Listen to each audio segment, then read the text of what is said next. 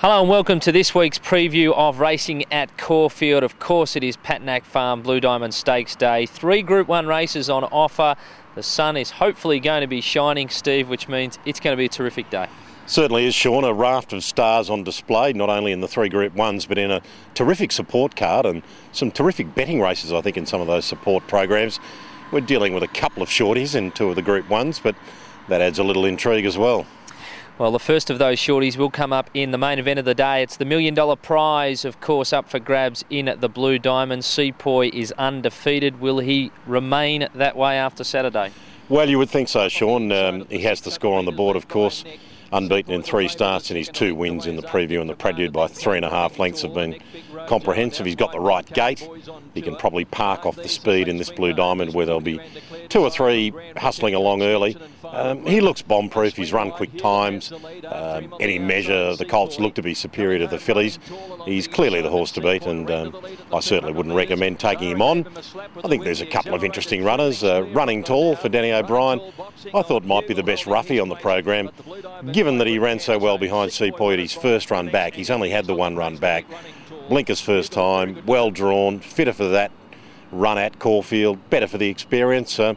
Whether he could bridge the margin on Sepoy is a different question, but I think at the odds, he's worth having something on. And Atomic, I've always been a great believer in life that you should cop the tip if your gut instinct says so, and the fact that they've paid about 93% of his prize money earned at Sandown to run in the Blue Diamond with the late entry fee, I think you've got to take that at face value. I think they must be pretty keen on Atomic. Yeah, certainly has. And the good thing is all these chances have all drawn well, which is going to be important for Saturday's contest. All right, let's go to the second of our Group 1, Sporting Bet Oakley Plate. Well, she talk about an odds-on favourite in the Diamond. Certainly not here. Big open field of sprinters. Yeah, it's a terrific race. It's a little shades of a good old-fashioned Oakley Plate with 18 runners. I suppose it varies from the past in the sense that we've only got 5 kilos from top to bottom, which is probably an argument in favour of Catapult at the top weight. And as we wrote this week on the RVL site, that take away Black Caviar Haylist wins, take away Haylist, Catapulted wins. That's been the general theme of the major sprint races of the last 6 months or so. His principal danger may well be his stablemate, undeniably, who remains down in the weights, and just in relative terms, it's going to give him a chance of winning this race. Terrific effort behind Whitefriars after absolutely thrashing Lord Pyrrhus first up. So he's a horse who's really come on. Star Witness, the 3-year-old, 56 kilos. I know we've got a compressed scale, but Star Spangled Banner last year 52, Schnitzel 51.5. Okay, Fastnet Rock carried this sort of weight, but he'd won the Group 1 Lightning, which Star Witness hasn't done. But I think ridden cold, kept fresh. He's got that booming finish, and his run to Black Caviar in the spring was very good. Look, I know it's a terrific race, and I know it's open, but I'd be really surprised if one of those 3 didn't win. All right, so Steve's helped you narrow down your quaddie leg there. What about the other of our Group 1 races? It's the Rock Ebony Futurity Stakes.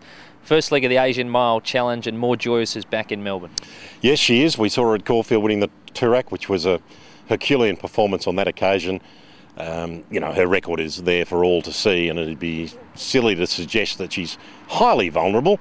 She's drawn 1. I guess she's got the natural speed to take it up if Nash so desires. There's a couple of others that will go forward that might apply some pressure. Again, she should win, $1.50. 2 runs at weight for age. She won the George Main, beating Trusting pretty easily. Well, I think in a short weight for age race, the likes of Hortensia and Huber Gotcha would take care of Trusting pretty easily. She ran in the Cox Plate and she was brave. She should win, but I've just got this nagging doubt it's not a lay-down misere. I think Hortensia was terrific in the Ore, and the 2 that beat her home are not here. Huber Gotcha took So You Think to beat him first up in the spring. So there's some legitimate rivals. King Mufasa's flying. Dow Dow is a real 1,400 metre specialist, and the fact that they're running him first up at 1,400 metres suggests to me that he must be pretty wound up. So I think it's a really good race. I don't think it's a one-mare race. All right, so there's Steve's thoughts on the Group 1 races. You spoke about a great support card. One of those races is the Carlton Draft St George Stakes, and you found your best bet in it? Yes, I like Heart of Dreams. Probably stating the obvious, but his run in the Ore was terrific. It was his best career performance at 1,400 metres. It says to me he's come back possibly better than ever, even though there's a little, wear and tear. He's overcome wide gates before and run really well in these sort of races. And given that there's only 2 or 3 naturally going forward, I think he'll be able to slide across without too much problem. I think the gate might make a price for him to some degree. I don't want to stand here and recommend, $1.50 chances as the best bet. So I'd rather go for Heart of Dreams, who'll hopefully be around the $3 mark, maybe a fraction better. People get distracted by that barrier draw. Okay, well, Steve's hoping for the price there. What about your best each way? You've found a horse that's an emerging 3-year-old stayer? Yeah, I like him a lot, Almondoro. He was very green, very immature last spring, but he still ran terrific races in 1,800 and 2,000 metre feature races through the carnival. He's come back, good win, ridden aggressively at Moonee Valley. He can go forward again from a favourable gate on Saturday. There's some emerging horses coming off lesser form, but I think he might have them covered, Almondoro. Hard to see him missing each way. All right, and you mentioned your best roughie earlier on was Running Tall. So it's going to be a great day. Really looking forward to it. Forecast is great. And it's, Caulfield will race terrifically in the 3 metre position. It invariably does. Terrific lineup, and really looking forward to Saturday's action. All right, thank you, Steve. Steve Moran from Best Bets jumps in to join us with his preview of Caulfield. Of course, you can find all of Steve's selections for this Bumper 9 race card in this week's edition of Best Bets. Good luck if you're having a punt.